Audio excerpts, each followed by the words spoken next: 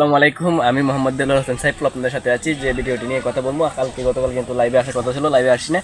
এই যে আপনারা দেখতে পাচ্ছেন, আমি আসছি বর্তমানে কিন্তু যে লাখায় আছি, আপনাদেরকে একটি ভিডিও দেখানোর জন্য চেষ্টা করতেছি।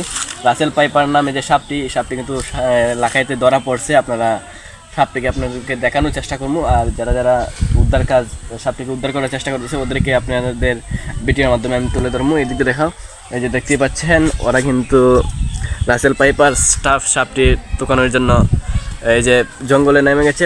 গ্রামবাসী খুব আতঙ্কের ভিতরে আছে। সাথে দেখেন, সাপটি আমরা দেখানোর চেষ্টা করতেছি।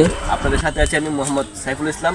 আর রাসেল পাইপার সাপটি আপনাদের যখন ধরা পড়বে আপনাদেরকে দেখিয়ে দেওয়া হবে। তো আপনাদেরকে ঘুরিয়ে দেখানোর চেষ্টা করতেছি যে রাসেল পাইপার সাপটি কীভাবে উদ্ধার কাজ চলতেছে, সেটা আপনাদের সাপটি দেখার জন্য অপেক্ষা করুন।